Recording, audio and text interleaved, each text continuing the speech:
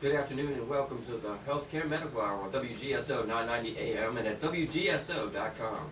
Your host, Val DeLuca, is taking your calls at 504-556-9696. And now, to your host, Val DeLuca. Welcome to the Healthcare Medical Hour. This is Val DeLuca, and my guest today is Mr. Larry Haines of Tea Party Bloggers Radio. And today we're going to talk about not just the effect that Obamacare is going to have on the health care of all of us in this entire country, but also what the Tea Party is up to and what their plans are and what type of activities that they have coming up in the future. Good afternoon, Larry. Great to be here, Val. Wake up, America! That's right. Time to roll up our sleeves and get to work, because for the last at least 50 years, this country's been asleep at the wheel. And now it's time to start rattling the cages and beating the drums, because these politicians are running amok. I found an article in the New York Times earlier this week that says Obamacare is trying to put the noose around health care in this country and taking centralized control of our lives.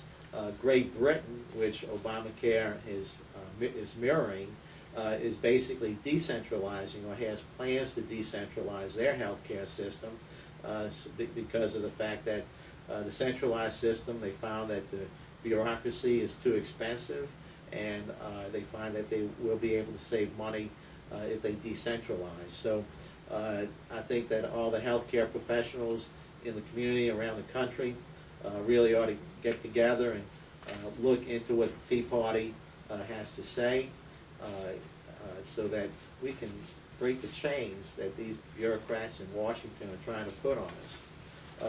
Larry, with this health care deal coming around, they have reports in Great Britain that they were going to start rationing hip replacements, cataract surgery, as an attempt to save billions of pounds. And here in this country, if Obamacare continues on its path, when they start rolling along and find out how much it's going to cost, I'm sure that rationing is going to be hitting us in the face as well. I don't think there's any doubt about that. The numbers, I mean, the math just doesn't work for what we're trying to do, not only in medical health care, but also Social Security, Medicaid, Medicare. You know, just across the board, the government's way too big and keeps getting bigger. And with that, they project that in the new health care reform law, that the Congressional Budget Office recently revised its 10-year cost estimate from $143 billion deficit reduction to an additional $115 billion cost. Now, that's some kind of swing in numbers, and I think the only way that these politicians are going to try to continue to cram this down our throats is by taxing the middle class and overall health care spending. Well, they have to, and I don't know if anybody out there has been to usdebtclock.org, but you can go get just a wealth of information, almost like a clock face, digital clock face, that shows what the government's spending. And through Social Security liabilities, as of today, $14 trillion. Prescription drug liabilities, over $19 trillion. Medicare liabilities, over $76 trillion.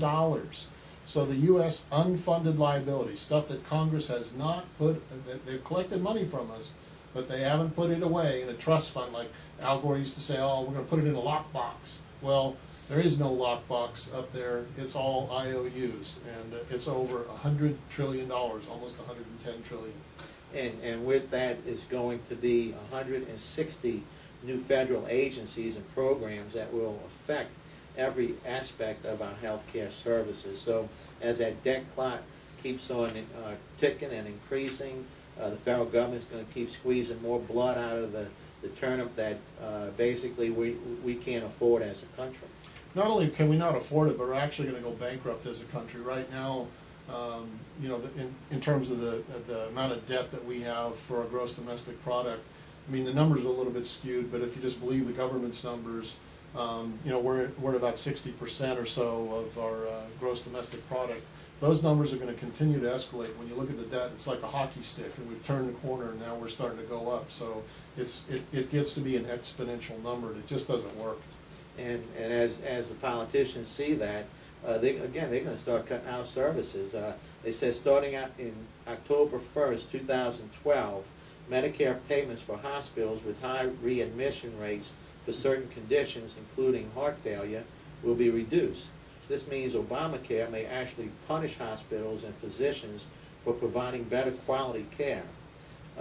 As Dr. Brodesky of the Cleveland Park Clinic put it, I think that the message to patients and the general public is that they should be very wary of seemingly simple measures of quality of care. Not only that, I think you've got to look at longer term. You know, what is the care going to be? And I think in order to do that, can I just take a minute, Val, to kind of go back and give you a little bit of history? There's a report that came out in September of 2004. It's called Broken Promises: Evaluating the Native American Healthcare System. And I won't read the whole thing, but you can go online and look it up. Again, it's called Evaluating the Native Healthcare System. That bottom line is that these people admit that the government is woefully inadequate in terms of what it's done over the last almost 100 years, but definitely 76 to 80 years worth of handling the healthcare systems for the Native Americans, that we've broken treaty after treaty after treaty and obligation after obligation. And this report is a scathing. I'll read you some. The report concludes that our nation's lengthy history of failing to keep its promises to Native Americans includes the failure of Congress to provide the resources necessary to create and maintain an effective healthcare system for Native Americans. It goes on to say the report also reveals that the Native American healthcare system created by the federal government has used only limited and incremental responses to the healthcare challenges faced by Native Americans. Specifically, the Commission has found that the Indian healthcare system has, in many cases, identified solutions to healthcare problems so common in the Indian country. Congress has failed to provide the resources necessary to implement those solutions. And the report goes on, but that gives you an indication. If the United States government can't handle the programs that it has now and the obligations that it has now to our Indian population, to our Veterans Administration, to our Medicare and Medicaid system and our Social Security system, if they can't do those things that they've been in control of for 50, 60, 70, 80 years, what in the world makes you think out there driving on the freeway right now that anyone is going to, in Washington, have your best interest in mind? We're out of our minds. And again, if you have any questions for Larry, you can give us a call at 504-556-9696. And you know, Larry, that's a powerful statement, because really, if you look at the Constitution of the United States of America, and the Congress of the United States and the President, they take an oath to preserve, protect, and defend this country.